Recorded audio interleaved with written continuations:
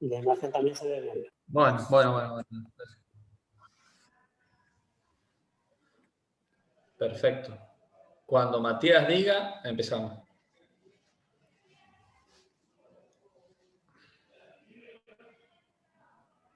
Larguemos, empecemos. Bueno, vamos a empezar.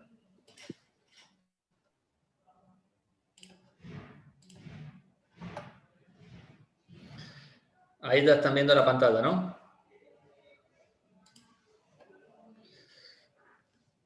Bueno, la idea de esta charla es que hemos estado durante un tiempo largo viendo placas de COVID todo el tiempo, con ateneos, webinars, clases, y es volver un poco a la base y recordar todo lo que no es COVID, que puede estar en las placas, que es importante.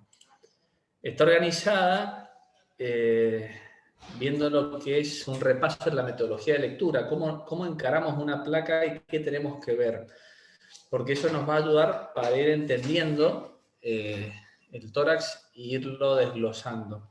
Vamos a aprender a reconocer las estructuras anatómicas e interpretar los signos radiológicos clásicos de las distintas patologías que nosotros vemos en nuestros pacientes.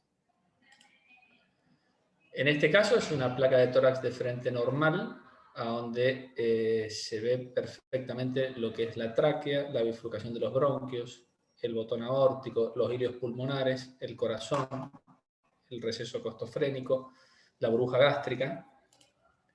Y este es el perfil. Nosotros siempre necesitamos el par radiológico de perfil. Acá también tenemos lo mismo, tenemos el diafragma, la cisura, una de las cisuras mayores, el corazón, la aorta ascendente, que viene ahí con J, el arco aórtico con H, la descendente en la D, y acá tenemos el receso costofrénico posterior. Para aprender a leerlo, lo que nosotros primero nos enseñaban es que tenemos que tener una sistemática.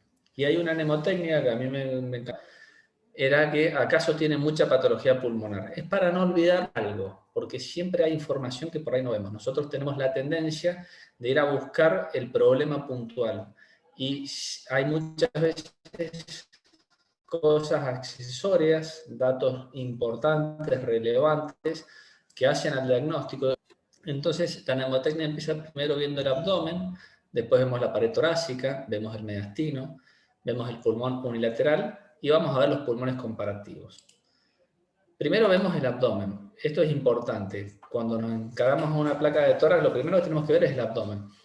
Y lo que es importante es que vayamos de derecha a izquierda, de izquierda a derecha, donde nosotros vamos a identificar, aparte de los diafragmas, vamos a identificar la burbuja gástrica y vamos a identificar el ángulo esplénico del colon. Puede haber patología que nosotros vemos en esta zona y es importante ver primero ahí. Luego de eso, nosotros vamos a ver lo que es la pared torácica. Vamos a empezar del lado derecho, finalizando por el izquierdo, a donde nos vamos a centrar principalmente en los diafragmas, en las costillas, en la escápula, el hombro, la articulación acromioclavicular. Vamos a ir hacia el otro lado y vamos a ver lo mismo al revés, en sentido inverso. De esta manera nosotros vamos a tener una visión global del tórax, de todos los elementos óseos, que son vitales, y muchas veces vamos a ver el nódulo o vamos a ver la opacidad o el derrame y nos olvidamos de ver el resto.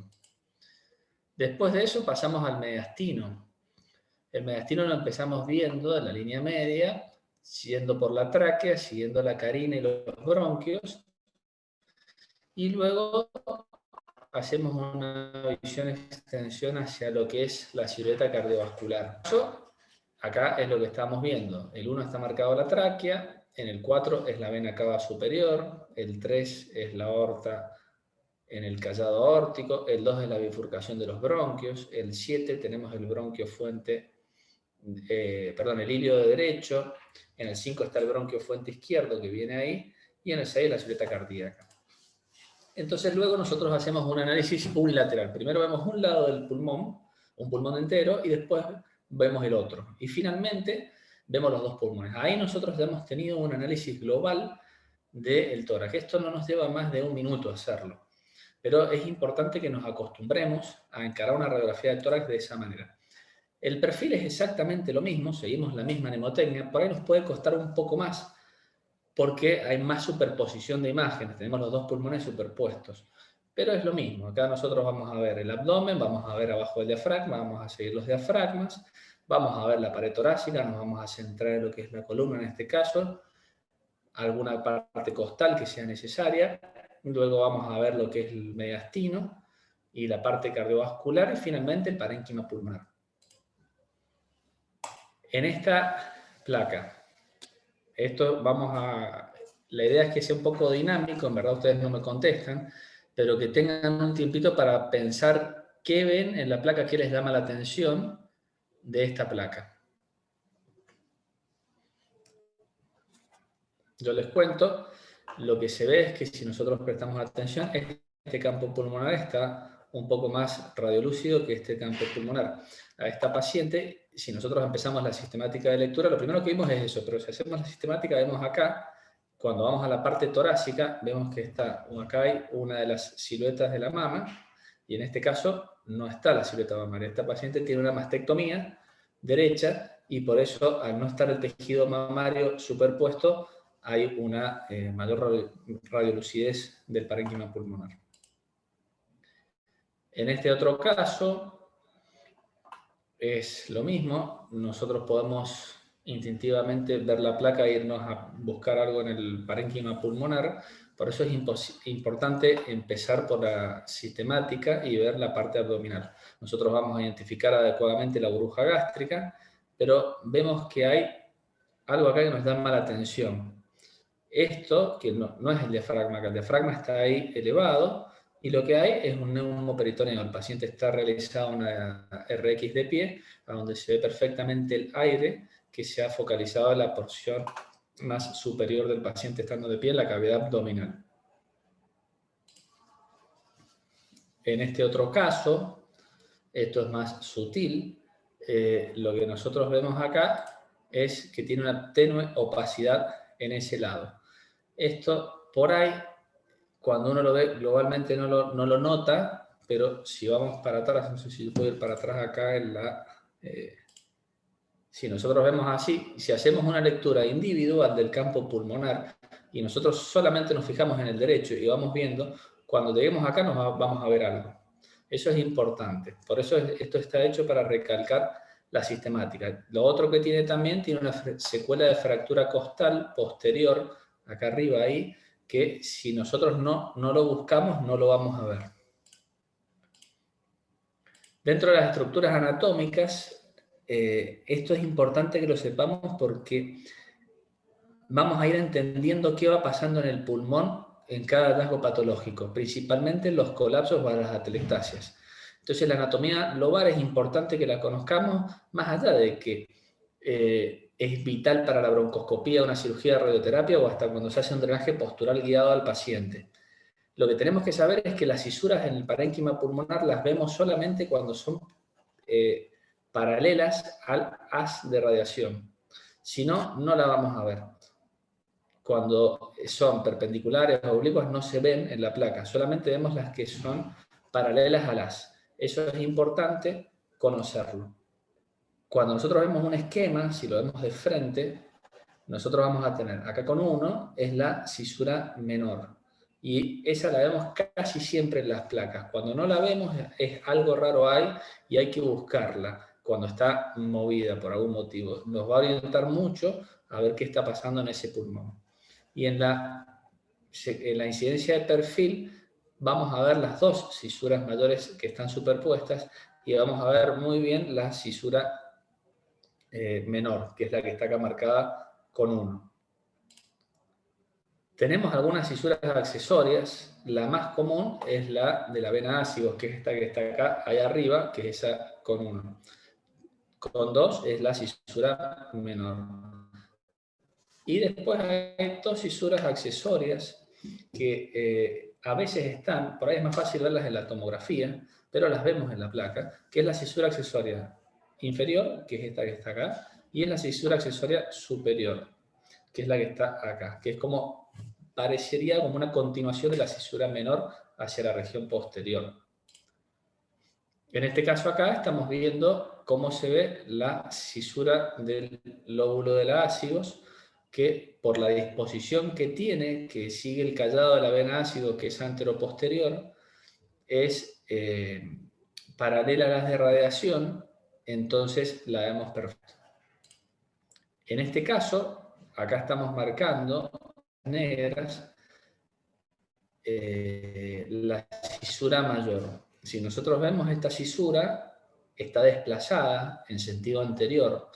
Algo ha hecho que se desplace. Y por otro lado, también vemos que hay un incremento en la densidad del parénquima en esta zona. Lo que está pasando es que este paciente tiene un proceso consolidativo en el lóbulo superior que ha generado una disminución volumétrica de ese lóbulo y un desplazamiento consecuente de la cisura mayor, que nosotros lo vemos bien aquí en la placa.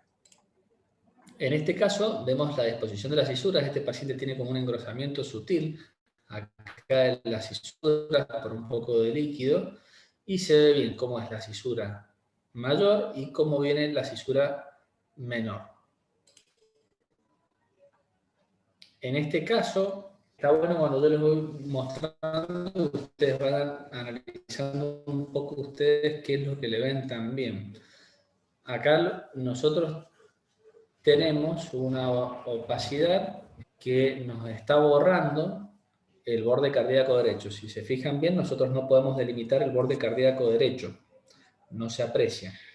Y tiene una limitación superior esa opacidad. Justamente es un proceso consolidativo que está involucrando el lóbulo medio, que como contacta la silueta cardíaca, hace el signo de la silueta, no podemos distinguirlo, y tiene lo que por ahí se le llama freno cisural, que el proceso infeccioso consolidativo que tiene el paciente ha quedado delimitado por la cisura en el lóbulo medio. Por eso se ve perfecto ahí cómo no se extiende hacia el lóbulo superior. Esto es muy importante en el perfil. Siempre las consolidaciones y los procesos es más fácil verlo en la incidencia de perfil. Se ven así, vemos como si fuera una carpita, algo triangular, que está superpuesto con la silueta cardíaca. Hay muchísimas veces donde nosotros en la incidencia de frente no vamos a ver una telectasia del lóbulo medio, salvo que estemos dándonos cuenta de que no se ve la cisura menor, pero en la incidencia de perfil es fácilmente visible la telectasia del lóbulo medio. Es esta imagen la que es y ustedes tienen que grabársela. Cuando vemos segmentación pulmonar, no es el objetivo de la charla, obviamente, porque es muy extenso. Acá está esquematizado cómo se dividen los distintos segmentos de cada lóbulo en una proyección radiográfica. Es importante conocerlo, más que nada para ubicarnos un poco en lo de las cisuras y el desplazamiento cisural que van teniendo los procesos consolidativos. Viendo un poco lo que yo les comenté recién, el signo de la silueta, es importante recordar que nosotros tenemos 5 atenuaciones radiológicas en una placa de tórax. En una tomografía tenemos las unidades de Hounsfield, que es toda una escala grande, que va de menos 2000 a más 2000. Pero en las placas radiográficas hay 5 densidades, que es la densidad aire, la densidad grasa, la densidad de tejidos blandos o agua, la densidad hueso, y podemos agregar la densidad calcio, que es una densidad agregada, no existe en nuestro cuerpo, por algún cuerpo extraño, elemento protésico o algo que tengamos. Entonces, cuando dos elementos de la misma densidad están en contacto entre sí, no los podemos distinguir porque no hay contraste entre ellos. Acá se muestra en un esquema, como una radiografía de un esquema, a donde nosotros veríamos lo que es la silueta cardíaca, a donde se ve que hay una mayor densidad, donde está superpuesto la aorta descendente con la silueta cardíaca, y después se le ha colocado agua que cuando está puesta en la parte anterior del tórax coincide con el corazón tiene densidad de agua, el agua es densidad de agua, es todo partes blandas, si están juntos no los distinguimos. Pero si nosotros eso lo ponemos posterior, que no contacte el corazón, sí se nota la diferencia. Esa es la importancia de conocer este signo para poder interpretar adecuadamente los hallazgos que vemos en la placa. En este caso, ¿qué se imaginan que podemos ver en esta radiografía? Piensen un segundito, mientras vamos pensando. Yo ahora les explico. Lo primero que vemos es que es un paciente que no está de pie, porque está con una cánula, está con varios conectores. Este es un paciente que está en una unidad de cuidados intensivos y se le ha hecho una placa en cama. Cuando vemos que hay un parénquima pulmonar que tiene una opacidad totalmente distinta del otro. Y si nosotros nos fijamos, no podemos distinguir adecuadamente el diafragma y estamos distinguiendo poco, pero sí distinguimos el borde cardíaco derecho. Lo que este paciente tiene es un derrame pleural que, como está acostado, se ha dispuesto gravitacionalmente, ocupando los 2/3 inferiores del tórax. Y entonces nos hace silueta con el diafragma, y que el corazón, como es más anterior, se ve mejor. En este otro caso, por ahí llama la atención en esta incidencia que no vemos la cisura menor. La tenemos que ver ahí y no la vemos. Y sí vemos que el borde cardíaco derecho está un poco mal definido. Es como que este hilio tuviera una opacidad en esta zona que está en contacto con el borde cardíaco derecho y no lo podemos distinguir adecuadamente.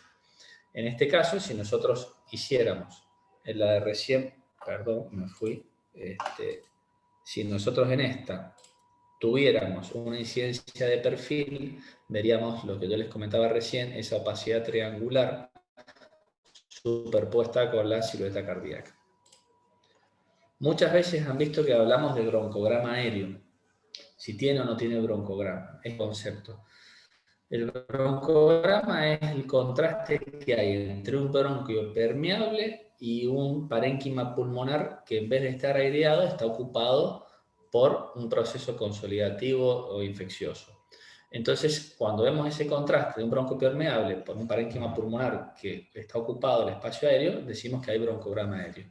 Y esto nos sirve mucho para poder nosotros tener certeza de dónde está ubicada la anomalía. Si es una neumonía, o sea, saber que una opacidad en un campo pulmonar está ocupada por un problema parenquimatoso y no por un problema pleural o un problema torácico, considerando que en una placa de tórax lo que nosotros tenemos siempre es una superposición de imágenes. Un cuerpo tridimensional lo transformamos en una superposición de imágenes en una imagen bidimensional. Entonces es un signo que, aparte de hablar de la permeabilidad bronquial, que también es importante, nos permite ubicarnos anatómicamente dónde está la lesión. Este es un buen ejemplo. Volvemos de nuevo, lo mismo, un paciente que está en una unidad de terapia intensiva y se ven que hay opacidades bilaterales en los dos campos pulmonares. Los dos campos pulmonares tienen una opacidad mayor. Si nosotros vemos bien, vamos a ver que están marcados con las flechas negras áreas de broncograma aéreo, que nos están marcando los bronquios de los lóbulos superiores, de los lóbulos inferiores, vemos acá también del lóbulo medio. Esto nos está diciendo que justamente el proceso está ocurriendo en el parénquima pulmonar. Tiene una mayor atenuación el parénquima pulmonar porque todos los espacios alveolares están ocupados, pero los bronquios están permeables. Recuerden la imagen de recién, donde teníamos un derrame pleural con un paciente acostado, donde también veíamos todo un parénquima, un hemitórax en verdad, con mayor atenuación, pero no había broncograma. Entonces, cuando nosotros identificamos el broncograma, sabemos que la patología está en el pulmón y no en el espacio pleural. Esa es una de las tantas importancias de saber reconocer el broncograma aéreo. En este caso, estamos marcando áreas de broncograma que se ven por una consolidación retrocardíaca. El corazón siempre es difícil poder ver parte del lóbulo inferior izquierdo por la superposición en incidencia de frente con la silueta cardíaca, y es muy importante que nosotros reconozcamos el broncograma para poder ubicarlo. De lo que dijimos de las cisuras, lo que uno muchas veces ve es que cuesta mucho identificar los procesos atelectásicos. En tomografía es más fácil y estamos más acostumbrados, pero en una radiografía no estamos tan acostumbrados a verlo. Nosotros tenemos que saber que cuando hay un proceso atelectásico, lo que ocurre es que hay una disminución volumétrica de ese lóbulo del pulmón. Entonces, los límites se juntan porque justamente tiene menos espacio. Y como el pulmón tiene que seguir ocupando la caja torácica, va a expandir los lóbulos que no están colapsados. De esa manera, acá esquemáticamente tenemos, en el esquema acá en el A que yo lo estoy mostrando, cuando hay un proceso atelectásico del lóbulo superior, las cisuras se van a mover. Entonces, la cisura menor la vamos a ver en la incidencia de frente que se desplaza hacia arriba, y en el perfil la vamos a ver que también se desplaza hacia arriba. Y la cisura mayor, que en la incidencia de frente no la vamos a ver porque es perpendicular o oblicua a las de radiación, en el perfil sí vamos a ver cómo se desplaza en sentido anterior. Lo mismo pasa cuando hay un colapso del lóbulo medio, que vamos a ver cómo desciende la cisura en la incidencia de frente, o no la vemos según cómo esté la disposición de la cisura, y en el perfil siempre vamos a ver cómo la cisura mayor se eleva un poco y la cisura menor desciende, conformando esa opacidad triangular de base anterior, que es la atelectasia, como vimos más temprano en una de las placas. Y cuando hay un proceso consolidativo o atelectásico en el lóbulo inferior con una disminución volumétrica, vamos a ver que la cisura mayor se desplaza en sentido posterior.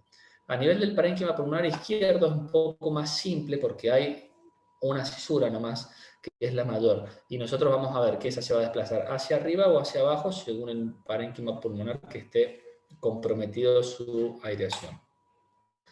En este caso, para que lo veamos un poco más ejemplificado, tenemos el corte tomográfico. Se ve que en el bronquio hay una obstrucción endoluminal. Hay una masa ahí que está, una masa, o será algo tejido de impactación mucoide o algo interno que está dentro del bronquio, que ha generado un colapso del pulmón del lóbulo superior. Entonces se ve como hay una opacidad en la incidencia de frente y un desplazamiento de la cisura menor. En este caso, esto es sería lo que se llama Scout View, es la imagen que nos hace el tomógrafo, como si fuera una placa, para planificar la tomografía. En este otro caso es lo que les comentaba recién, que se tenían que grabar la imagen. Muchas veces va a ver que en la incidencia de frente es muy difícil decir que hay algo, cuesta mucho. Acá está un poquito irregular, mal definido, alguna opacidad, nos puede quedar la duda, pero cuando vamos al par radiológico y vemos el perfil, no hay ninguna duda. Vemos como en el lóbulo medio hay un proceso atelectásico y se ve la mayor densidad. Si nosotros volvemos viendo lo que habíamos hablado, vamos a notar que no vemos la cisura menor. Por eso es importante tener la base de dónde están las cisuras y saberlas buscar en una placa radiológica. Este caso es un poco más complejo. Se nos va complejizando las placas. Acá, yo los dejo un segundito que vayan pensando qué puede haber, les explico. Nosotros estamos viendo varias cosas. Vemos que el borde cardíaco sí se delimita, no delimitamos el diafragma. Vemos que la cisura menor está desplazada en sentido anterior, está ahí. Y vemos que es un paciente que está también en una unidad de terapia intensiva. Entonces, lo que le ha pasado a este paciente es que tiene colapso de dos lóbulos. Tiene un colapso del lóbulo inferior, por eso hay toda esta opacidad que se ve ahí, es el lóbulo inferior que se ha colapsado, y hay un colapso del lóbulo superior. Por eso lo que ha pasado es que se ha aireado más el lóbulo medio y se ha desplazado la cisura menor en sentido anterior, y acá lo que vemos es parte del proceso consolidativo atelectásico del lóbulo inferior, que nos hace silueta con el diafragma derecho. En este otro caso, en la incidencia de frente, no vamos a tener duda de qué es lo que estamos viendo. Todos nos vamos a dar cuenta de que hay algo parailiar izquierdo. Eso lo vemos todo. Hay algún proceso orgánico que está generando una retracción del ilio, una sobrelevación del hemidiafragma izquierdo, probablemente tumoral, y no queda duda. Ahora, cuando nosotros vemos la incidencia de perfil, ahí es donde se pone difícil, porque habitualmente retroexternal nosotros tenemos un área que es más radiolúcida, que es el parénquima pulmonar. En este caso hay toda una opacidad que se ve de arriba hasta abajo y está marcada ahí con las flechas. Bueno, lo importante de esto es que este proceso que tiene el paciente, nosotros lo que podemos obtener en la incidencia de frente es saber que hay una disminución volumétrica global de ese hemitórax. Está menos aireado el hemitórax izquierdo. Entonces, ya viendo eso, sabemos que algo ha pasado. Cuando vamos al perfil, vemos que la cisura mayor ha sufrido un gran desplazamiento anterior. Entonces, lo que tiene este paciente es el proceso orgánico que hemos visto en la incidencia de frente asociado, que genera un proceso atelectásico del lóbulo superior. Por eso hay una mayor compensación de aireación del lóbulo inferior para ocupar el espacio de la pared torácica, y por eso se ve tan bien delimitada. Perdón, se me cayó una cosa. Tan delimitada la cisura malsada en sentido anterior. En este otro caso, es lo mismo que vimos recién. Van a ver que por ahí las imágenes se van repitiendo. El objetivo de irlas repitiendo es que vayamos fijando qué es lo que va teniendo el paciente o qué es lo que es. Entonces, cuando nosotros tengamos en un futuro alguna placa para poder interpretar, apenas veamos, vamos a decir, es tal cosa. Y si no sabemos bien qué es, vamos a decir, no, yo me acuerdo que lo vi y que estaba y que eso es esto. Y esa es la manera de que hacer el diagnóstico con una placa sin la necesidad de ir a un método más complejo.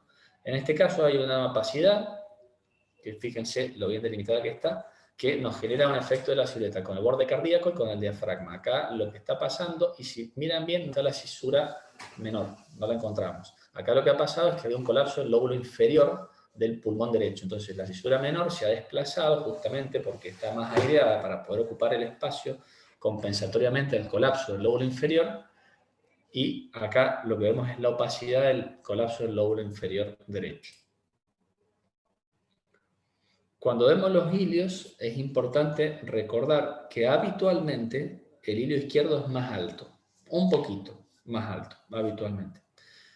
Como excepción, pueden estar los dos a la misma altura. Que el derecho esté más alto es raro, eso es raro, eso ya está marcando que hay algo patológico. Entonces, cuando nosotros vemos los ilios, vemos si están desplazados para arriba o para abajo. Bueno, algo los ha desplazado. Esa es la importancia. Y recordar que las atelectasias del lóbulo medio o de la língula generalmente no generan una movilidad del ilio. En este caso, es un paciente que ha tenido un procedimiento quirúrgico previo en el esternón. Vemos todos los elementos metálicos. Y lo que se ve es que hay toda una opacidad en la base izquierda, con una sobreelevación del diafragma que no lo podemos definir adecuadamente porque está haciendo el signo de silueta. Si vemos la cámara gástrica, sabemos entonces que el diafragma está a esta altura más o menos, y si vemos bien hay un poco de broncograma. Lo que tiene este paciente es un proceso consolidativo atelectásico del lóbulo inferior izquierdo. Por eso ha generado un ascenso del diafragma del lado izquierdo. En este otro caso es lo mismo, pero del lado contralateral. Es un paciente que tiene un colapso del lóbulo inferior derecho. Muchas veces van a ver que se usa el término opacidad o infiltrado. Hay libros que hablan por los dos. En la práctica diaria se usan de manera como sinónimo.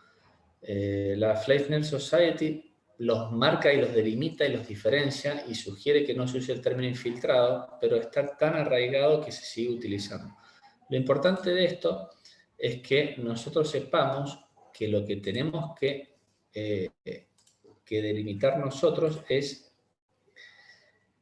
estos términos que están acá. Es si hay un proceso consolidativo o hay unas opacidades en vidrio esmerilado. Porque cambia un poco la cantidad de aireación que tiene el lobulillo pulmonar secundario a nivel del parénquima pulmonar. Entonces, es muy importante que nosotros idealmente usemos términos opacidad y que después no digamos opacificación parenquimatosa, ¿no? Que directamente digamos consolidación o vidrio esmerilado. Y eso tomográficamente es mucho más fácil porque ahí vemos bien el vidrio esmerilado. En la placa de tórax es muy difícil verlo. Se ve como una tenue opacidad, pero no podemos hablar más de eso. Cuando hablamos de las opacidades pueden ser alveolares, intersticiales o mixtas. Dentro de los patrones alveolares es cualquier cosa que nos ocupe el espacio aéreo. Entonces, lo importante saber es que pueden ser generalizados de manera bilateral, difusos, pueden ser localizados, locales, segmentarios, pueden estar mal definidos, que no tienen un proceso circunscripto. Eso depende del que tenga el paciente que nos esté generando esas opacidades. Habitualmente los márgenes son mal definidos, salvo cuando encuentran una cisura. Por eso es lo que se le llama el freno cisural.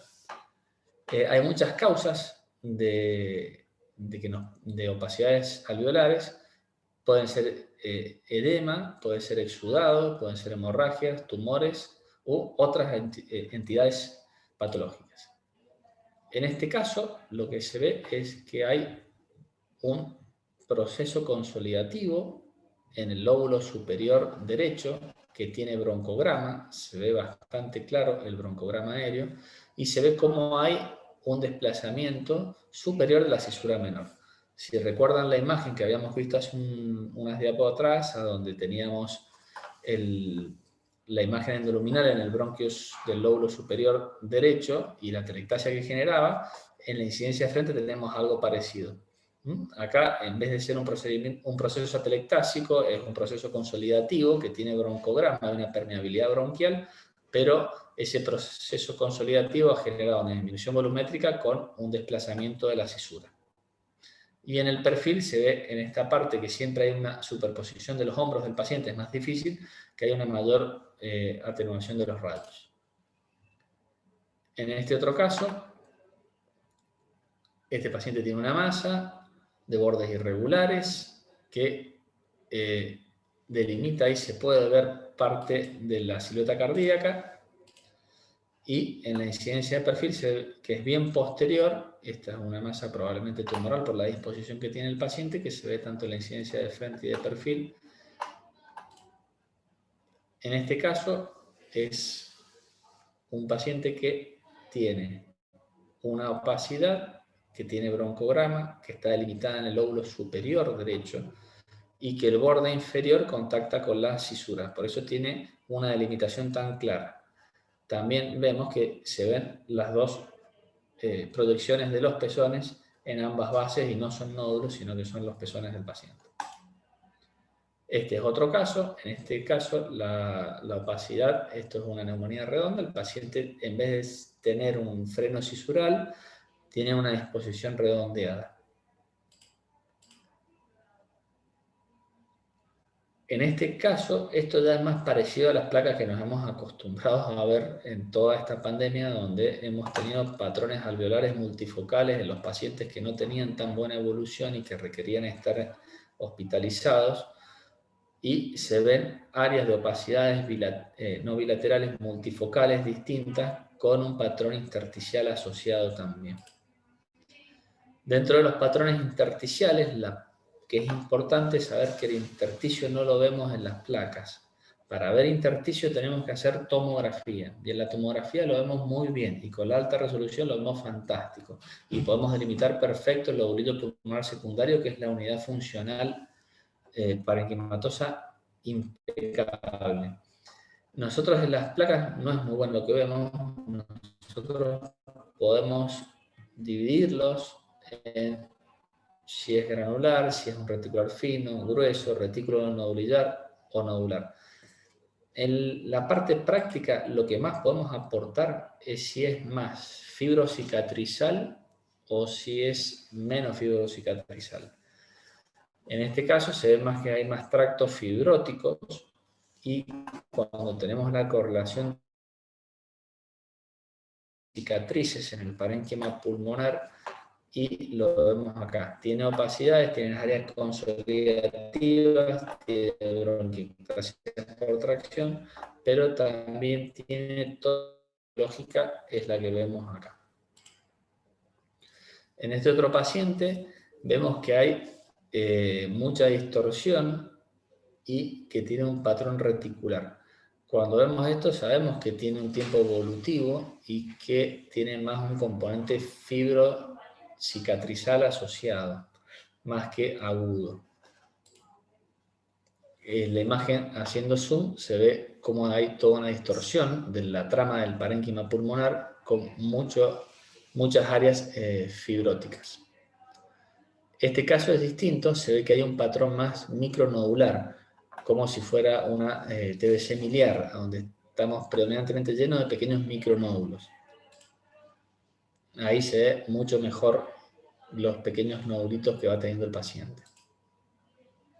En este caso se ve acá en la base izquierda más como una trama reticular. Fíjense que es complejo en una radiografía poder acercarse a un diagnóstico etiológico cuando vemos patología intersticial. Eso es territorio absoluto de la tomografía, en donde nosotros tenemos muchísimos más datos y elementos para poder acercarnos al diagnóstico. En este caso, que es lo que clínicamente más veces nos pasa, que hay una mezcla de donde tenemos patrón intersticial con tractos densos, áreas reticulares y algunas imágenes micronodulares. En este caso era un paciente que tenía silicosis. Cuando vemos nódulos y masas, nosotros habitualmente usamos más de 3 centímetros para decir que es una masa y si no es un nódulo, pero bueno, esto es algo aleatorio. Lo que es importante saber es que cuando empiezan los procedimientos consolidativos, empiezan como opacidades nodulares, que es lo que se llama la roseta acinar de 5 a 8 milímetros. Y esas después van confluyendo en el proceso del paciente, generando el bloc neumónico. Entonces, muchas veces tenemos que estar atentos a la clínica del paciente para ver si no está empezando un cuadro infeccioso cuando vemos. Lo que pasa es que esos nódulos son mal definidos. Distinto es cuando vemos un nódulo clarito como un nódulo solitario, un nódulo metastásico, un nódulo de otro origen, donde es bien delimitado. Tenemos que estar atentos a los falsos nódulos, que son los pezones, que siempre lo vemos en el mismo lado y habitualmente es bilateral, pero por ahí nos generan dudas. Cuando nos generan dudas es muy fácil, hacemos una placa al paciente marcándole los pezones con un elemento metálico y lo resolvemos. Podemos tener verrugas o algunos lunares, la patología de la pared torácica, y lo que muchas veces nos pasa son los elementos vasculares, que justamente como la cisura, el vaso, cuando tiene una disposición antero-posterior que es paralela a las de radiación, vamos a verlo. Y como el vaso es cilíndrico, nosotros lo que vemos cuando el vaso viene así, que va para allá, vemos esa parte de frente, entonces lo vemos redondo y parece que fuera un nódulo. En este caso se ven múltiples nódulos acinares bilaterales en un paciente que van teniendo el lado izquierdo, no están confluyendo, pero tienen una afección global del parénquima pulmonar, y del lado derecho ya tienen toda una confluencia hacia áreas consolidativas extensas.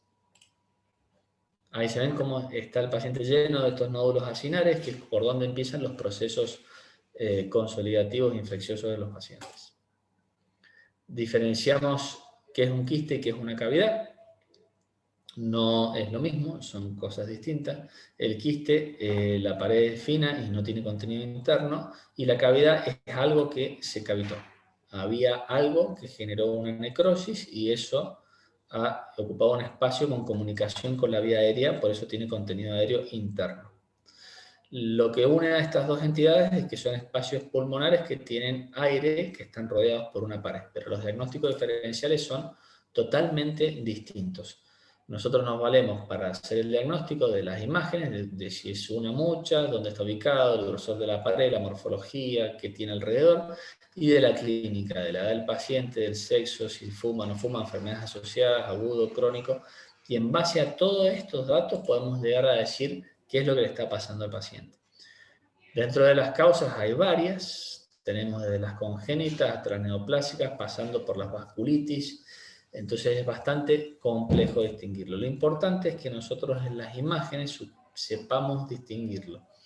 Yo le voy a mostrar dos ejemplos simples. Este es el que vimos antes, que era una neumonía redonda. Cuando vemos una evolución, vemos como el paciente no tiene una buena evolución, hay un aumento de la opacidad, se ve el broncograma, ya está involucrando gran parte del tercio superior del parénquima pulmonar y evolutivamente se cavita. Entonces, luego nosotros en una de las incidencias radiográficas tenemos bien delimitada el área de cavitación dentro del proceso consolidativo que tiene el paciente. Nosotros recuerden que en una placa de tórax siempre tenemos superposición.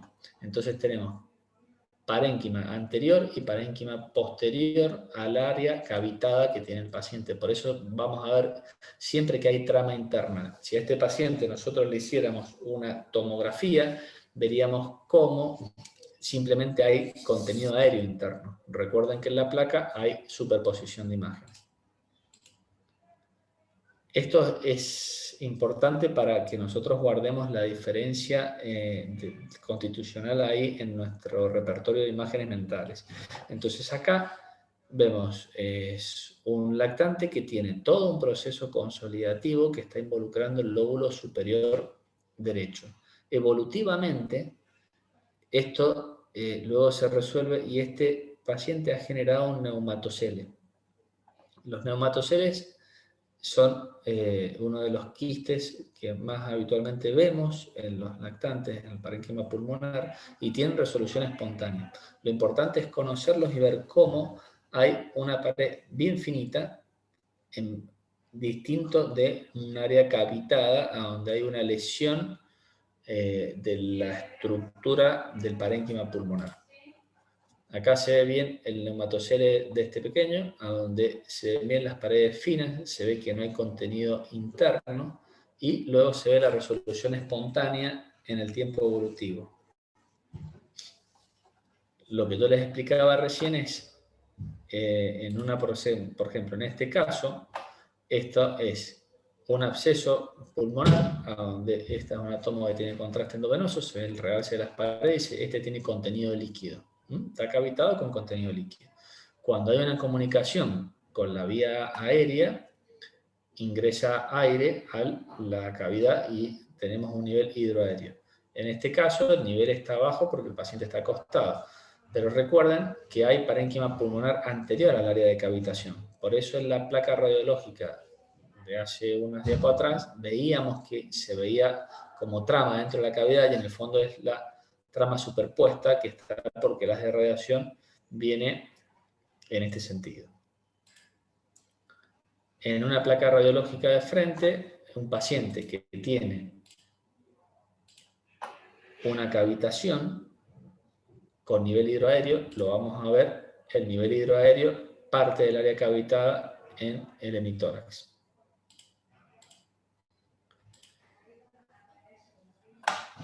Dentro de la patología pleural es importante que vayamos viendo algunas imágenes de cómo empieza un derrame pleural, porque cuando tenemos el derrame pleural constituido es clínicamente fácil darse cuenta y radiológicamente también. Habitualmente esto es un seno costofrénico normal, en este caso hay un borramiento sutil del seno costofrénico, si se fijan no se nota claramente. Si a este paciente le hiciéramos una ecografía, nosotros sí veríamos en el fondo de saco el líquido pleural acumulado, y cuando evolutivamente avanza vemos como hay una obliteración del seno costofrénico, hay una opacidad ahí, empiezan a aparecer algunas líneas asociadas de atelectasias laminares por la disminución volumétrica que está sufriendo ese pulmón por el espacio que está ocupando el derrame pleural en la cavidad torácica. Lo mismo, evolutivamente, en la incidencia del perfil. Habitualmente vemos los dos diafragmas, el izquierdo es el que termina en el corazón, después hace silueta, el derecho es el que lo vemos entero. Es muy fácil darnos cuenta cuál es uno y cuál es otro cuando identificamos la cámara gástrica. Y hay veces que nos cuesta mucho saber cuál es uno y cuál es otro. En este caso, nosotros vemos que los dos diafragmas están perfectos, después vemos que hay uno que no lo delimitamos bien, y vemos que llega hasta el corazón y hay toda una opacidad acá. Bueno, este es el derrame pleural que está ocupando el sector declive posterior de la caja torácica izquierda. Ya la cisura es más delimitada porque también hay un componente líquido en la cisura, y cuando el derrame se constituye con mayor volumen, ya vemos cómo va ascendiendo en sentido posterior, siguiendo la distribución de Darmosov, y cómo se ve el líquido en la cisura como si fuera un engrosamiento cisural. En esta incidencia de frente, ¿qué nos pasa? Volvemos de nuevo. Vemos que es un paciente que está acostado, le han puesto AP, ya la proyección es anteroposterior, está hecho en cama. Entonces, no vamos a ver el signo típico porque el paciente no está de pie, lo vamos a ver acostado. Entonces vemos que hay una mayor opacidad en el campo pulmonar izquierdo. Recuerden que era importante ver si había o no broncograma, porque si vemos broncograma sabemos que esa opacidad está ubicada en el parénquima pulmonar. En este caso no vemos broncograma, entonces lo más probable es que sea el líquido pleural que está en la parte declive del hemitórax. Lo que se puede hacer en los pacientes que se pueden mover y no trasladar a un área de tomografía es hacer un decúbito lateral. Hay veces que se hace. Entonces se ve cómo hay toda una distribución del líquido pleural en la porción declive del paciente. Vamos a ver otras placas. Esto es importante recalcar la mnemotecnia inicial de empezar por el abdomen para que veamos cuál es la diferencia entre uno y otro. En la imagen de la derecha, esta que está acá, es una placa de tórax normal. En la imagen acá de la izquierda, en verdad sería la derecha de la pantalla, los parénquimas pulmonares se ven bien, no tienen la patología ahí. Lo que sí nos tiene que llamar la atención es que el diafragma es un músculo finito y no se engrosa nunca. Entonces la cámara gástrica siempre está al ladito. Entonces vemos ahí cómo está la cámara gástrica, bien pegada al borde del diafragma. En este caso hay un aumento de esa distancia. Eso ya nos tiene que llamar la atención. Lo que puede ocurrir es que haya algo a nivel de la cámara gástrica o un engrosamiento parietal o algo que esté ocupando con un mayor espesor, que por eso el aire esté más separado del parénquima pulmonar, o que tenga un derrame subpulmonar, que lo vamos a ver en ese caso como una mayor espesor de la atenuación de partes blandas que hay entre la cámara gástrica y la parte aérea del pulmón. Los derrames subpulmonares del lado derecho son mucho más difíciles de ver porque ahí nos va a ir guiando, por un lado, la altura del diafragma y los cambios en la morfología del diafragma, pero eso es muy difícil poder hacer el diagnóstico. En este caso nos ayudamos de la cámara gástrica. En esta incidencia de perfil vemos cómo se ve la cisura mayor bien delimitada en el caso de recién. Vemos como el seno costofrénico posterior no lo vemos, está obliterado, y la cámara gástrica, acá tenemos la cámara gástrica y tenemos toda esa área del derrame subpulmonar que ha extendido el contenido líquido hacia la cisura mayor. En este otro caso es un paciente que está acostado anteroposterior en una unidad de cuidados críticos, a donde vemos lo mismo. Hay toda una mayor opacidad del campo pulmonar izquierdo, vemos que no tiene broncograma, sabemos que el paciente está acostado, entonces lo que estamos viendo es un derrame pleural que está ubicado en el espacio pleural. Para eso nos sirve bien fijarnos estos signos que hemos estado viendo en la presentación. Cuando vemos un hemitórax opaco, es un desafío diagnóstico. Obviamente el paciente algo tiene que ha involucrado que la mitad del parénquima pulmonar no lo veamos. Entonces tenemos que buscar signos que nos vayan guiando a dónde está la patología. Lo que siempre tenemos que ver es para dónde fue el mediastino. En el caso de la izquierda de la imagen, de acá, el mediastino se ha visto desplazado hacia el lado izquierdo. En este caso acá, no vemos el mediastino, no vemos el corazón, no sabemos dónde está. En este caso, sí, el corazón está desplazado ahí. Entonces, eso nos va a marcar cuáles son los diagnósticos diferenciales.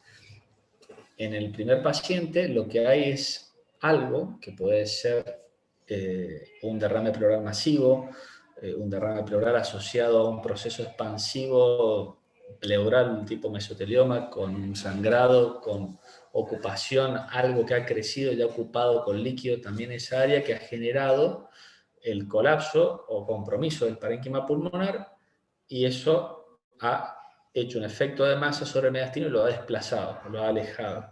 Distinto es el caso donde no vemos el mediastino. Entonces ahí, en vez de que hay algo que se ha asociado o agregado, tenemos algo que nos falta.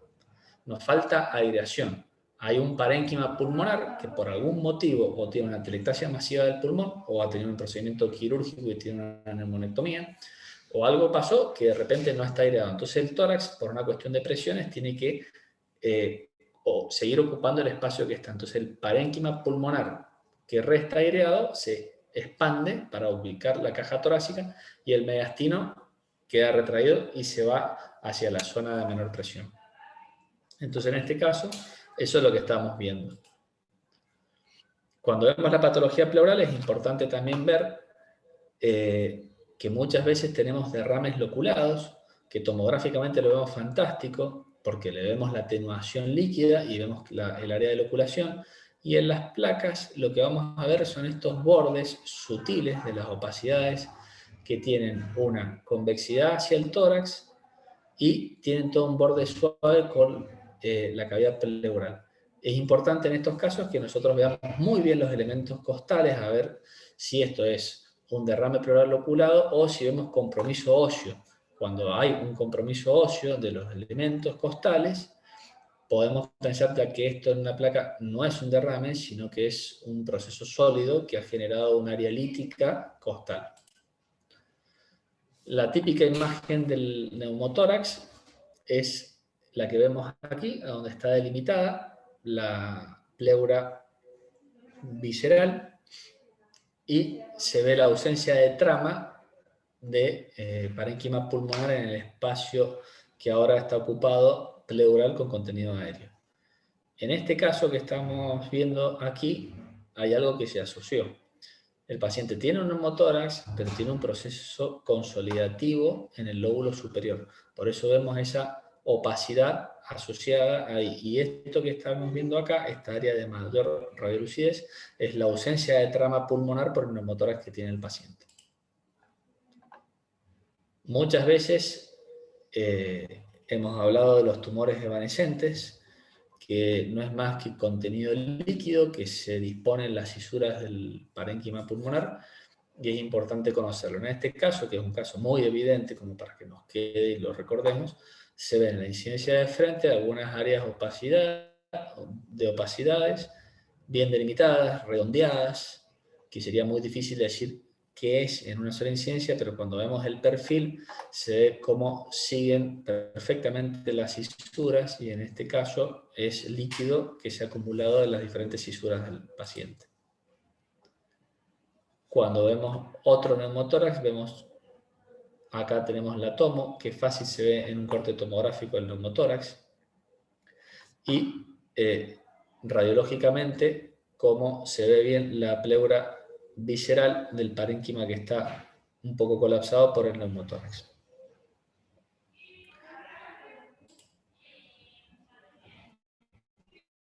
Otro neumotórax, lo importante cuando vemos los neumotórax es que miremos el mediastino, porque lo que nosotros tenemos que descartar es que no sea un neumotórax hipertensivo.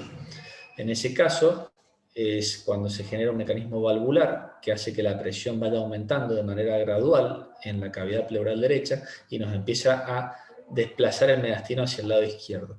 Cuando nosotros vemos algún signo de desplazamiento mediastinal, porque ya sea la tráquea se ha movido, los bronquios fuentes también, o la silueta cardíaca, o que los espacios intercostales son más amplios de un lado que del otro, bueno, lo tenemos que sospechar porque es una urgencia médica y el paciente ese tiene que tener un drenaje pleural urgente.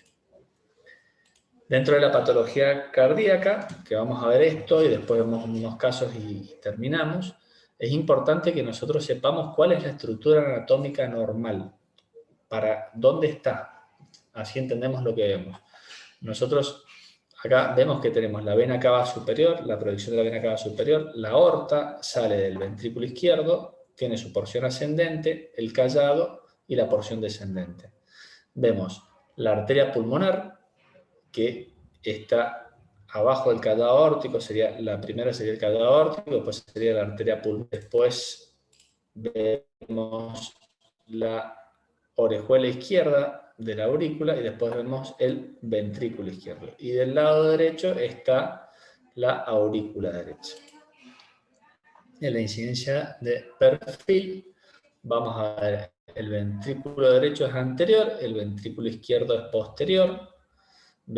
y vemos todo lo que es el recorrido aórtico. Esto es importante porque cuando nosotros vemos una cardiomegalia o un incremento del índice cardiotorácico del paciente, podemos ir sospechando a expensas de qué área cardíaca está ocurriendo. Obviamente se va a ver con un ecocardiograma, pero radiológicamente lo podemos ir viendo. Nosotros podemos tener una apreciación del índice cardiotorácico que tiene que ser menor al 50% del mayor diámetro transverso del tórax con el mayor diámetro transverso del corazón. Simple, reproducible, fácil de ver, obviamente es inespecífico. En este caso, vemos cómo hay un abombamiento ahí en la silueta cardíaca en proyección de la orejuela izquierda, y en la aurícula izquierda vemos acá cómo el corazón ha crecido hacia atrás y ocupando esta parte mediastinal. En este otro caso, lo que vemos es una aorta, como la aorta tiene todo un trayecto tortuoso, muchas veces se dice flexosa, desenrollada, hay muchos términos que usan los distintos radiólogos del medio, y ese es el recorrido de la aorta y lo vemos. Entonces este mediastino está ensanchado, pero de aspecto vascular, porque en el fondo es una cuestión vascular que la vemos perfecta y no tenemos duda que es la aorta lo que estamos viendo. En este otro caso es un paciente que cuando nosotros lo vemos decimos sí, tiene un incremento de la silueta cardiotorácica, del índice cardiotorácico está aumentado, no sabemos por qué. Nosotros tenemos cuidado y decimos que hay un aumento de la silueta cardíaca, no una cardiomegalia, porque no sabemos bien qué puede estar pasando. Si bien puede ser que sea a expensas del corazón, también puede tener un derrame pericárdico y nosotros en la placa no lo vamos a ver. En el caso de recién, si lo miramos con cuidado, vemos que es a expensas del corazón derecho. Entonces podríamos pensar que sería parte del ventrículo derecho el que está aumentado de volumen, a expensas de eso. Cuando vemos los ilios, los pacientes en bipedestación, habitualmente los vasos del lóbulo superior son de menor tamaño que los del lóbulo inferior. Cuando en un paciente en bipedestación nosotros vemos que el tamaño de los vasos del lóbulo superior son iguales a los del lóbulo inferior o más grandes, decimos que tiene redistribución de flujo. Algo ha ocurrido a nivel de las presiones de ese paciente para que tenga la redistribución de flujo. Tenemos que tener cuidado los pacientes que están en decúbito supino, porque puede hacernos equivocar y pensar que tiene redistribución de flujo, y lo que está pasando es que el paciente está simplemente acostado. Cuando empezamos a tener los fallos congestivos, en uno de los estadios anteriores a los edema agudo de pulmón, empezamos a ver las líneas B, que se llaman, que no tienen nada que ver con las líneas B ecográficas que vemos en los paríneos pulmonares. Si bien es algo así, no es el objetivo de la charla, no voy a entrar para no confundirlos. Estas se llaman líneas B de Kerley, y es justamente cómo se va viendo el edema intersticial periférico que va ocurriendo cuando hay una falla congestiva. Lo mismo en este caso, que ya se ven las líneas, ya vemos el derrame pleural. Obviamente, recordemos, es un paciente que está acostado, entonces va distribuyéndose gravitacionalmente. En este otro caso, este es importante verlo. Todos recordamos y hemos visto alguna vez una de estas placas, a donde vemos las camillas, que el paciente está en la camilla, vemos las opacidades en banda de la camilla. Entonces nosotros sabemos que este paciente ha tenido un politraumatismo o se ha desvanecido o algo que le hemos hecho una incidencia radiográfica estando en la camilla. Cuando es así, es una proyección anteroposterior. Nosotros no podemos hablar de la silueta cardíaca anteroposterior por una cuestión de proyecciones, nos podemos equivocar. Este caso puntual sí tenía patología, pero lo importante es que nosotros recordemos que en las incidencias anteroposteriores no podemos decir si hay un incremento de la silueta cardíaca o no. En este caso, fíjense, el paciente no está en una camilla, es un paciente que está en bipedestación y hay un marcado incremento de las dimensiones de la silueta cardíaca. Cuando se le hace un ecocardio, se ve que tiene derrame pericárdico. El mediastino puede ser un problema. Lo importante saber es que las masas nos van a dar un ensanchamiento focal, y todo lo que no sea masa, que sea infiltración, ocupación, líquido, todo lo que tengamos en el mediastino va a tener una ocupación más difusa. Entonces, todo lo que es tumoral va a ser focal y todo lo que es inflamatorio, infeccioso, hemático y complicaciones vasculares, todo eso demás va a ser difuso. Entonces, en este caso, es una masa que está mediastinal, que la vemos bien delimitada y genera efecto de la silueta con la aorta, con el ilio y con parte del corazón. En este otro caso, es un ensanchamiento difuso del mediastino. Nosotros acá vamos a pensar en otro tipo de patologías, no en una patología tumoral, sino en una patología donde el paciente o tiene un sangrado mediastínico, o tiene una infección, una mediastinitis, o algo está ocurriendo que ha generado que se acumule líquido mediastinal. Los ilios es importante verlos, muchas veces tenemos ensanchamiento iliar bilateral, y cuando vemos los ilios tenemos que aprender a delimitar los bronquios. Y cuando vemos los bronquios tenemos que ver la tráquea. Cuando vemos la tráquea nos acordamos de la mnemotecnia, que siempre cuando empezamos a ver el mediastino, de la de acaso tiene mucha patología pulmonar en la M, el mediastino, bajamos de arriba a abajo. Entonces vemos que la tráquea está desplazada. Si la tráquea está desplazada es porque algo la ha desplazado. En ese caso, nosotros tenemos que sospechar que el paciente está teniendo algún proceso que ocupa un espacio y que nos desplaza la tráquea a nivel del mediastino. Es importante ver también la morfología de la luz traqueal, porque cuando hay un adelgazamiento focal, como en este caso, nosotros pensamos en otro tipo de patología que esté generando una estenosis traqueal a nivel mediastinal. Como mnemotecnia, siempre nosotros nos hacían acordar que era el gran blanco y la 5T de las patologías mediastinales, que era el corazón, la tiroides, el timo, el teratoma, la aorta torácica y el terrible linfoma. ¿Verdad? No tenían dónde poner el linfoma y lo pusieron como terrible, que comparado con las demás patologías es más complejo. Y también tenemos patología del mediastino medio y del mediastino posterior. No vamos a entrar mucho en detalle, pero esto es lo que yo les comentaba. Cuando hay una complicación vascular por un paciente que tiene un sangrado, nosotros vemos un ensanchamiento mediastinal difuso. No vamos a verlo algo focal, vamos a ver algo difuso. Entonces nosotros, si el ensanchamiento mediastinal es difuso, pensamos en unas causas, y si es focal, pensamos en otras. Cuando vemos en los ilios, lo más común es que sea una adenopatía o un tumor. En este caso vemos los ilios prominentes, globulosos, y cuando hacemos un estudio tomográfico vemos que son múltiples adenopatías en ambos ilios. Lo mismo en este caso, los ilios prominentes, globulosos, pensamos en patología iliar, que lo más probable es que es un tumor o adenopatías. Ahora un breve resumen de casos, ya debemos estar un poco agotados a ver tantas placas.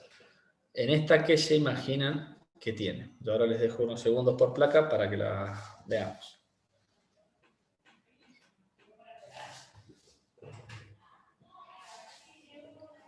¿Recuerdan la mnemotecnia? Nosotros empezamos por el abdomen. Vemos que los diafragmas están bien, que la cámara gástrica está bien, que el espacio está correcto.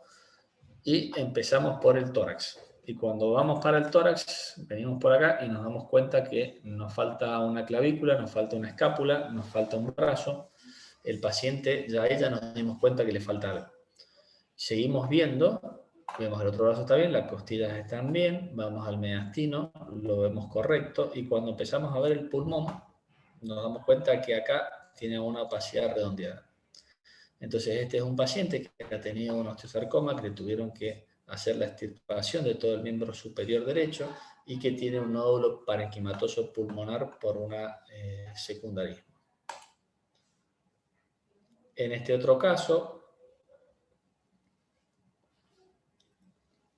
lo que estamos viendo acá es un marcado aumento de tamaño de la silueta cardíaca y cómo nos está generando el ensanchamiento mediastinal. Hay consecuencia de la alteración cardíaca que tiene el paciente. Este otro caso es el que vimos más temprano, con un poco más extenso. Fíjense cómo tenemos las opacidades en la incidencia de frente y cómo en el perfil vemos las opacidades con la distribución típica de las fisuras, que es un paciente que está teniendo un problema congestivo donde ha acumulado líquido sisural y una vez que se solucione la causa cardíaca que le ha generado esa falla, el mismo paciente con un balance negativo lo va a ir eliminando. En este caso, este es uno de los casos que veíamos de un hemitórax opaco. Esto es importante ver que el mediastino está completamente desplazado hacia la derecha, con una tráquea totalmente desviada. El corazón, que habitualmente está del lado izquierdo, no lo vemos, está hacia el lado derecho. Entonces nosotros sabemos que lo que está ocurriendo acá es que ha habido un procedimiento o algo que le ha generado una marcada disminución volumétrica del pulmón derecho y el desplazamiento mediastinal. Nosotros tenemos que tener más datos clínicos para saber qué es lo que le ha pasado a este paciente, pero puede tener una telectasia masiva, por ejemplo, del parénquima pulmonar derecho. Este es otro caso donde pasa lo mismo. También tenemos un desplazamiento masivo del mediastino hacia el lado izquierdo y es un hemitórax opaco, donde nosotros vamos a saber que la patología no está de este lado, sino que está en este lado, y vamos a ir pensando que tiene una telectasia masiva del parénquima pulmonar izquierdo, o que ha tenido un procedimiento quirúrgico secuelar, o ha tenido también una genesia constitucional que no se desarrolló el parénquima pulmonar y el paciente tuvo un tórax de esta manera desde pequeño. Cuando vemos esto, nosotros volvemos a lo que vimos un caso más temprano, donde teníamos la telectasia del lóbulo superior. Nosotros tenemos que recordar que siempre retroesternal hay un área radiolúcida que es el parénquima pulmonar, y en este caso vemos una opacidad. Es lo mismo que vimos en la cisura mayor, que está desplazada en sentido anterior por una opacidad que es el parénquima pulmonar del lóbulo superior izquierdo que está colapsado.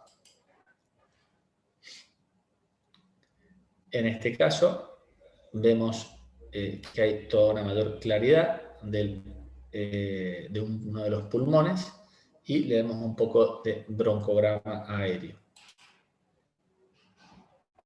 Cuando vemos acá el perfil, vemos que hay un marcado desplazamiento de la cisura mayor en sentido anterior por el proceso atelectásico asociado que está teniendo ese pulmón.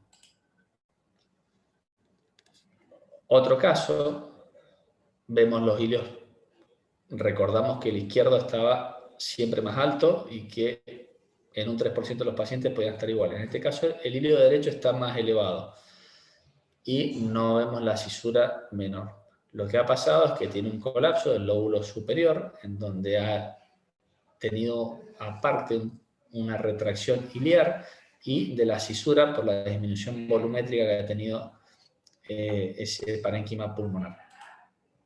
En el perfil vamos a ver cómo la cisura menor, que debería venir en esta disposición, ha sido movilizada en sentido superior, y la cisura mayor no debería llegar tan alto, se ha desplazado en sentido anterior, configurando el hallazgo típico de una incidencia de perfil del colapso del lóbulo superior. Vemos otro caso a donde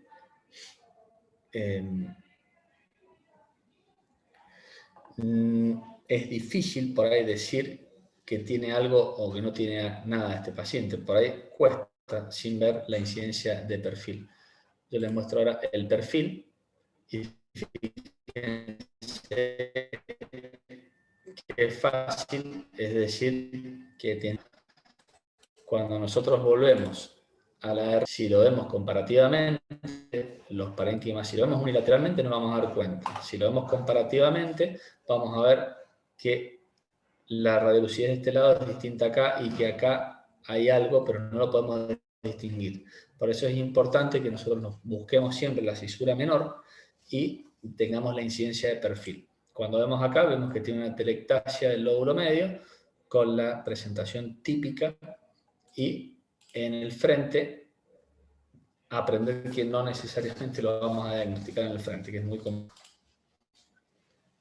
En este otro caso,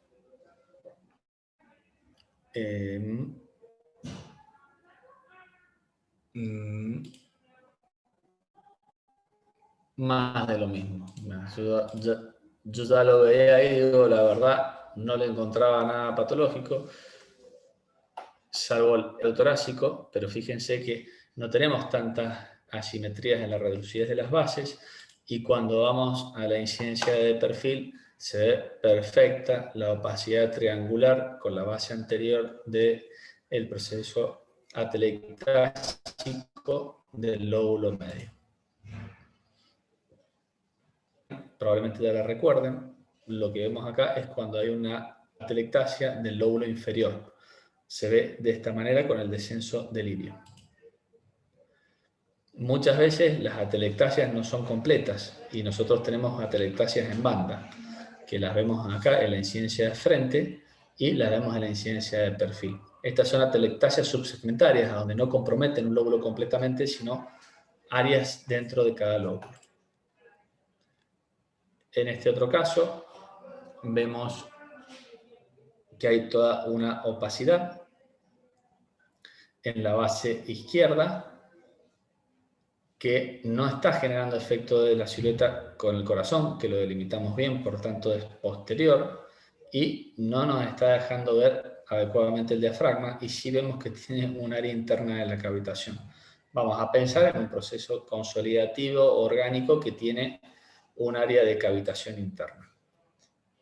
En este otro paciente, lo que nos va a llamar la atención es cuando vemos acá que el hemidiafragma derecho está un poquito más elevado, pero no es esa la patología está en esa delgada línea radiolúcida que se ve entre el borde hepático y el diafragma, que es neumoperitoneo. Y si lo miramos acá también, cuando vemos la cámara gástrica, también vemos neumoperitoneo del lado izquierdo. En resumen, es importante recordar que las radiografías de tórax tienen una sistemática de lectura, y lo importante de respetarlo es que vamos a ver todas las estructuras anatómicas que conforman el tórax y vamos a poder obtener todos los datos necesarios para hacer el diagnóstico sin dejar ninguno sin haber sido buscado.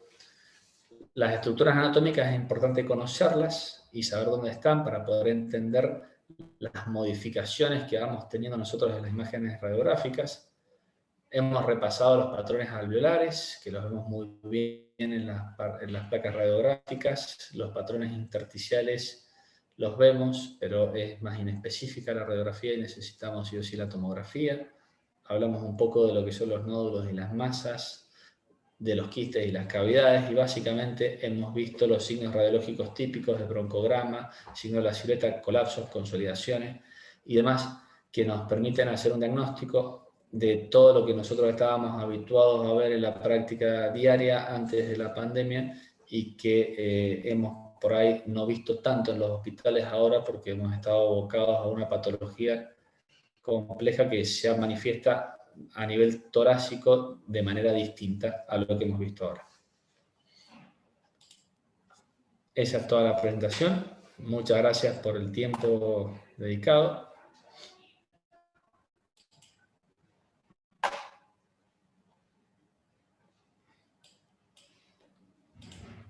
Perfecto, fue muy interesante, ¿no? Muy interesante.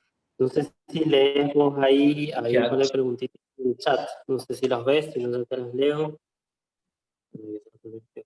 Hagamos el chat. Sí, la primera no la puedo resolver porque es mal el audio, la otra cortado. ¿A partir de cuántos milímetros estudiamos un nódulo? En verdad, bueno, eso nosotros tenemos distintas guías y nosotros tenemos que ver los antecedentes clínicos del paciente.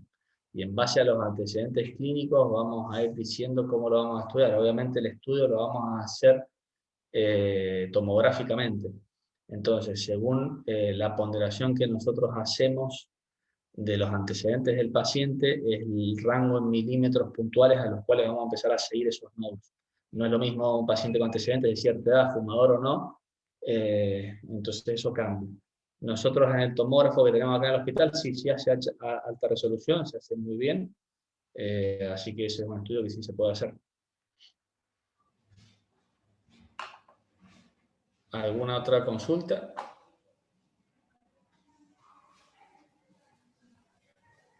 Ahí, bueno, no sé si me escuchaste, me parece que anda mal el audio.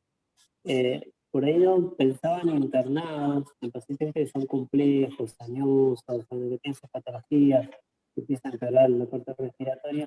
Y muchas veces hacemos las placas, a veces no sabemos diferenciar cuánto es de tratamiento artificial y cuánto es de redistribución de flujo, ¿viste? Pensando que la causa sea cardíaca de la descompensación. Entonces, hay cuestiones puntuales para ver que no quiero Claro, prestar la atención. eso es complejo, es muy complejo. Lo ideal en esos casos en los que el paciente puede estar parado es hacerle una placa con el paciente parado. Es lo ideal. Lo que pasa es que, bueno, los pacientes con COVID es un poco más complejo la logística dentro de la habitación. Pero un paciente que puede estar bien, para hacerlo parado necesitamos que el paciente sostenga la placa. En vez de estar acostado con el chasis atrás de la espalda, si el paciente está parado y él mismo sostiene la placa, nosotros podemos hacer la exposición en habitación y en bipedestación. Entonces, eso lo resolvemos, eso está bueno. Básicamente, casi todas las placas las hacemos de esa manera con el paciente de bipedestación cuando puede, pero cuando está acostado es muy difícil. Es muy difícil.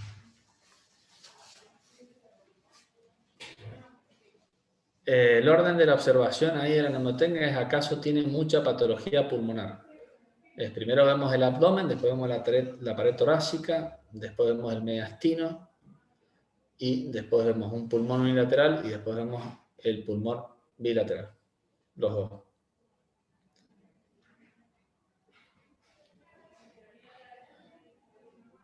Creo que está bueno remarcar y se vean las imágenes que vos mostrado lo importante del par radiológico, ¿viste? O sea, uno la verdad que tiene la costumbre de concentrarse en el frente y por ahí uno perfil ni le da bolilla. Y la verdad que cuando, bueno, el paciente por ahí no se puede, pero cuando se puede, creo Claro. que nota la Una de las diferencia, ¿sí? limitaciones que tenemos cuando trabajamos en sala es que no podemos tener el par radiológico. Eso es bastante complejo. Por más que el paciente esté clínicamente bien, es muy difícil que el paciente de perfil te sostenga. No podemos, ¿me entendés? Porque estamos haciendo un estudio radiológico sin buquimural, sin un chasis fijado a la pared, o sea, con equipo rodante, con una limitación técnica y es difícil. Por eso para nosotros es muy importante cuando podemos tener el par radiológico, siempre.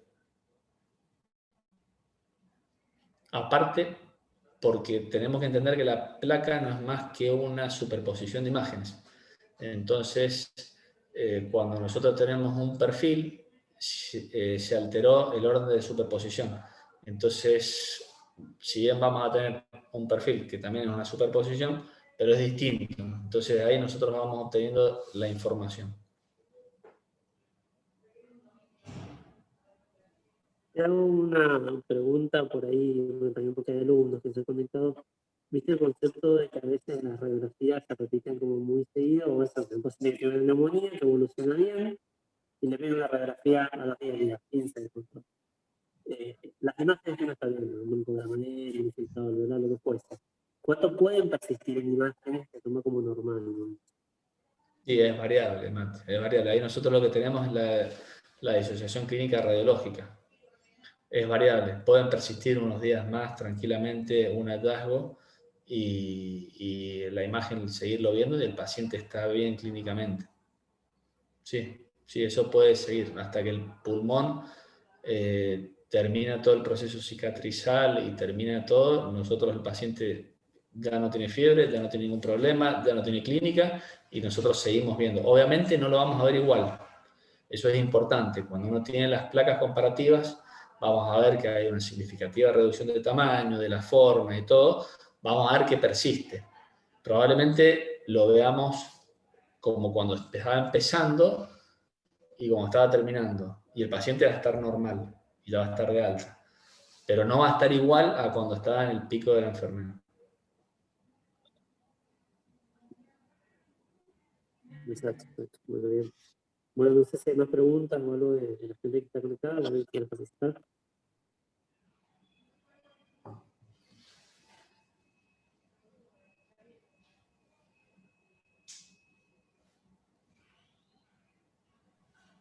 Bueno, creo que no, igual te agradezco mucho.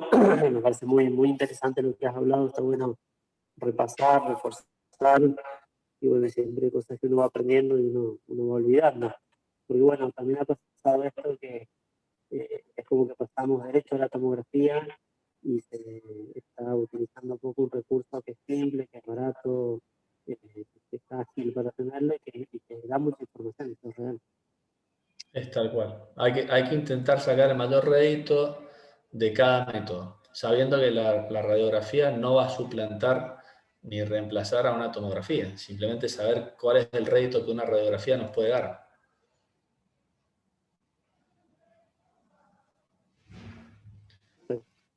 Exacto. Bueno, muchas gracias por tu tiempo. Y seguramente estamos en Por contacto. favor, gracias a vos, al resto del equipo de clínica y a la dirección también del hospital por permitir este espacio. Perfecto. Perfecto. Listo. Nos vemos. Hasta luego.